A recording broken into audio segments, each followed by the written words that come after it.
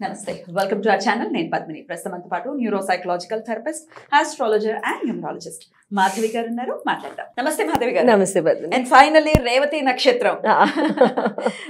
రేవతి నక్షత్రం ఎలా ఉంటుందండి? పేరు అయితే చాలా సౌమ్యంగా అందంగా ఉన్నటువంటి పేరు. రేవతి నక్షత్రం జాతకులు ఎలా ఉంటారు, వాళ్ళ గుణగణాలు ఏంటి, అలాగే వాళ్ళు చేయాల్సినటువంటి రెమెడీస్ ఏంటి, లైఫ్ లాంగ్ పీస్ఫుల్ గా వాళ్ళ లైఫ్ వెళ్ళడానికి చెప్తారా? తప్పకుండా. రేవతి నక్షత్రం బుధ నక్షత్రం, బుధుడిది, మకరి. అయితే ఈ నక్షత్రం యొక్క అధిదేవత వచ్చేసేసి అపూషన్ అని సూర్యభగవానుడి పేరు. సూర్యభగవానుడి అధిష్టాన దేవత. సో వీళ్ళు జనరల్ గా లైట్ ఎక్కువ ఇష్టపడుతూ ఉంటారు, న్యాచురల్ లైట్. ఎక్కడైనా ఇళ్లలో కూడా రేవతి నక్షత్రం వాళ్ళని జనరల్ గా గమనిస్తే న్యాచురల్ లైట్ ఎప్పుడైతే ఫ్లో అవుతుందో ఇంట్లోకి, వాళ్ళు చాలా ఎక్కువ ఇష్టపడుతూ ఉంటారు ఈ ఆర్టిఫిషియల్ లైట్స్ కంటే. చాలా తెలివైన వాళ్ళు, వెరీ ఇంటలెక్చువల్ పీపుల్. వీళ్ళ మాట్లాడే తీరు కానివ్వండి, కమ్యూనికేటివ్ ఆస్పెక్ట్స్ కానివ్వండి, ఎదుటి వాళ్ళని బాగా ఆకట్టుకునే తత్వంగా ఉంటూ ఉంటాయి. అయితే ఈ నక్షత్రం వాళ్ళకి ఏంటి అంటే జనరల్గా తల్లిదండ్రుల దగ్గర నుంచి బాగా దూరంగా పెరుగుతారు వీళ్ళు. అంటే చిన్నపిల్లలు అయినా కూడాను హాస్టల్లో వేయడమో, లేకపోతే దూరంగా ఉండడమో, ఉద్యోగానికి దూరంగా ఉండడమో, ఎప్పుడు కూడా అలాంటి ఆస్పెక్ట్స్ వీళ్ళ లైఫ్లో ఎక్కడో చోట వచ్చేస్తాయి. అండ్ వీళ్ళకి బంధుమిత్రుల సహకారం ఎక్కువగా ఉండదు ఇన్ జనరల్. వీళ్ళు ఫ్రెండ్స్ని, తర్వాత బాసెస్ని, సుపీరియర్స్ని, వాళ్ళతో ఉన్న సఖ్యత వీళ్ళకి ఎక్కువ, ఇంట్లో వాళ్ళు కుటుంబీకులు కంటే కూడా. రేవతి నక్షత్రం యొక్క ఓనర్స్ మేల్ అయినా ఫీమేల్ అయినా వీళ్ళ లైఫ్ పార్ట్నర్స్ చాలా అడ్జస్టింగ్గా ఉంటారు. వాళ్ళ తత్వానికి వీళ్ళు జనరల్గా అడ్జస్ట్ అయిపోయి వాళ్ళ లైఫ్ని ముందుకు తీసుకెళ్ళిపోతూ ఉంటారు. లేకపోతే జనరల్గా రేవతి నక్షత్రం వాళ్ళతో ఉండడం కష్టం. ఎందుకంటే వాళ్ళ ఇంటలెక్చువల్ ఎబిలిటీ అనేది కొంచెం, ఆ మాటల ధోరణి కూడా వీళ్ళది తూటల్లాగా వస్తూ ఉంటుంది. సో అది బుల్లెట్ లాగా వస్తుంటుంది. సో అడ్జస్ట్ అయ్యే కంపాటబిలిటీ ఉన్న వాళ్ళైతే ఇంకా కొంచెం బెటర్. సో ఈ నక్షత్రం వాళ్ళు ఏంటి అంటే వీళ్ళు టెలికమ్యూనికేషన్ ఇంజనీరింగ్ కానివ్వండి, ఎలక్ట్రానిక్స్ ఇంజనీరింగ్ కానివ్వండి, లేకపోతే ఏదైనా ఇన్వాల్వింగ్ అనలిటిక్స్ అండ్ రీసెర్చ్ కానివ్వండి, మళ్ళీ వీళ్ళు కూడా అనలిటిక్స్లోకి వస్తారు, టెలికమ్యూనికేషన్స్ అండ్ ఇంజనీరింగ్లోకి వస్తారు, గ్యాడ్జెట్స్లోకి వస్తారు. తర్వాత ఏదైనా సరే ఇటువంటి ఆస్పెక్ట్స్లో నిజంగా పద్మిని ఈ బుధ నక్షత్రాలు ఎప్పుడైనా సరే మెడికల్ రీసెర్చ్ ఫీల్డ్లోకి వెళ్తే నెక్స్ట్ లెవెలా అమేజింగ్. కరోనా కూడా వ్యాక్సిన్ గమనించు, బుధుడు ఎప్పుడైతే వచ్చి కూర్చున్నాడో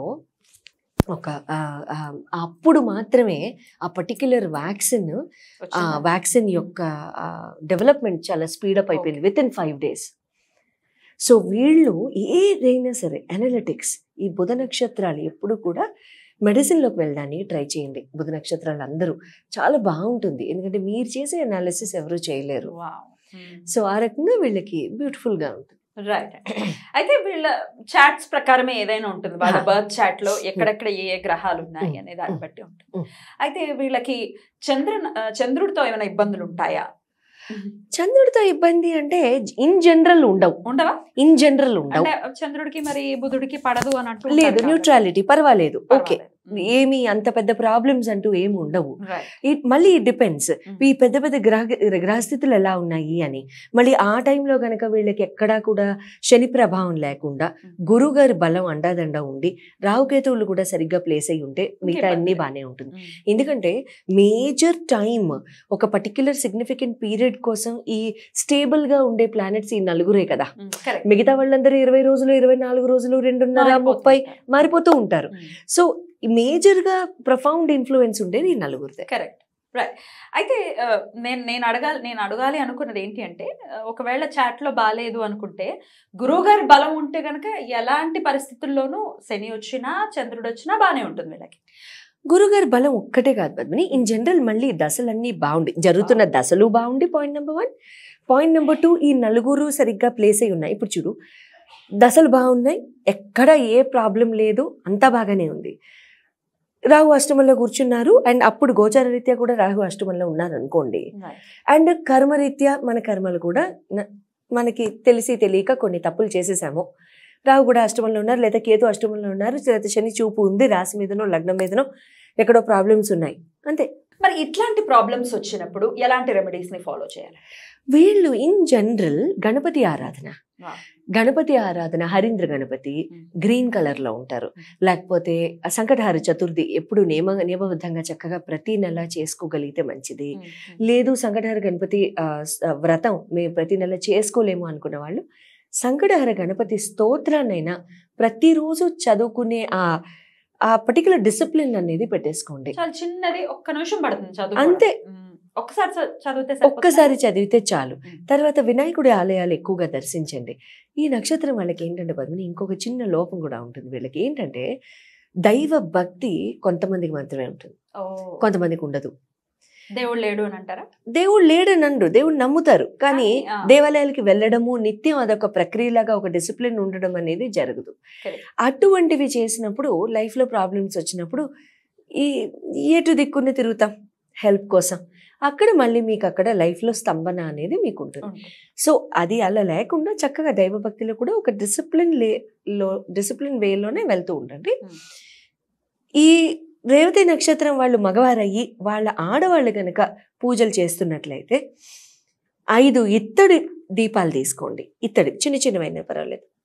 ఇత్తడి దీపాలు ప్రమిదలు తీసుకుని వాటిల్లో ఆవు నేతితో దీపం పెట్టేసేసి పంతులు గారికి చక్కగా మీ గౌతనామాలు చదివించుకుని దక్షిణతో చక్కగా దానం ఇచ్చేసేసేయండి. ఇన్ జనరల్ మంచిది. సంవత్సరానికి ఒక్కసారైనా అలా చేస్తూ ఉండండి, మంచిది.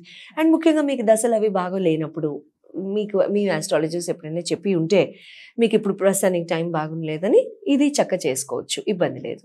ఒకవేళ ఆడవాళ్లే రేవతి నక్షత్రానికి చెందిన వాళ్ళు అయితే మీకు మీరే చేసేసుకోవచ్చు. అదే వినాయకుడి ఆలయంలో చేసుకుంటే కూడా మంచిదే. వినాయకుడి ఆలయంలో వినాయకుడి దగ్గర పూజారి గారికి ఇచ్చేసేసి మళ్ళీ వినాయకుడికి గరిక, బెల్లము, తర్వాత మోతీచూర్ లడ్డు ఉంటుంది ఆరెంజ్ కలర్ది.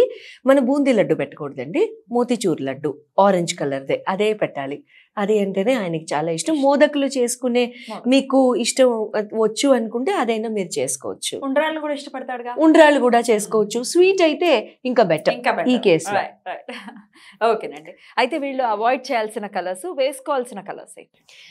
వేసుకోవాల్సిన కలర్స్ వచ్చేసి ఎక్కువగా green, all shades of green, the very lucky. తర్వాత ఎండు గడ్డి కలర్ అంటారు కదా పద్మిని, ఐ మీన్ అంటే హే కలర్, గోల్డ్ కాదు హే కలర్ అన్నమాట. అదొక బ్రౌన్ కి గోల్డ్ కి మధ్యలో ఉన్న షేడ్స్ అట్లాంటివి ఎక్కువగా వేసుకోండి. బ్రౌన్స్ ఎక్కువ వేసుకోండి, క్రీమ్స్ ఎక్కువ వేసుకోండి.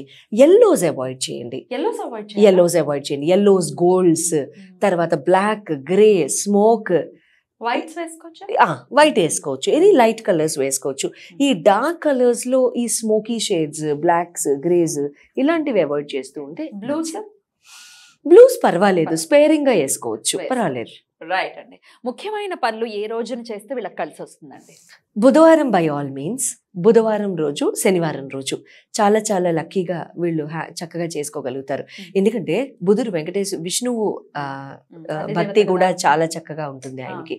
సో విష్ణుమూర్తిని పూజించుకున్న, గోవిందనామాలు తరచూ చదువుకున్నా చాలా మంచి రిలీఫ్ వస్తుంది. సో బుధవారం, శనివారం చేసుకోండి. ఏ రోజుల్ని అవాయిడ్ చేయొచ్చండి? మంగళవారం ముఖ్యమైన కార్యాలు మారుపడతాయి అంటారు కాబట్టి జనరల్గా మనం చేయము. లేకపోతే ఆంజనేయ స్వామి దండం పెట్టుకుని, నిజంగా కుదరదు అనుకుంటే ఆ రోజు ఎగ్జామ్ ఉంది, మనం ఎగ్జామ్ మార్చమని అడగలేం కదా, మంగళవారాలు అవాయిడ్ చేసేసేయండి. మంగళవారం, గురువారం ఇన్ జనరల్. రైట్ అండి, చాలా చక్కగా వివరించారండి. ఇంకా ఇంకో నెక్స్ట్ నక్షత్రం అనడానికి లేదు, డన్. 27 నక్షత్రాల గురించి కూడా చాలా సునాయాసంగా కంప్లీట్ చేసిన ఫీలింగ్ నాకైతే వచ్చింది. అన్ని నక్షత్రాల గురించి కింద మనం కమెంట్స్ రూపంలో కూడా చూస్తే ఎగ్జాక్ట్ గా చెప్తున్నారు, యాక్యురేట్ గా చెప్తున్నారు. మాది ఇలానే ఉంటుంది, వీళ్ళ ఫలానా నక్షత్రం వాళ్ళ తత్వాలు ఇలాగే ఉంటాయని చెప్పి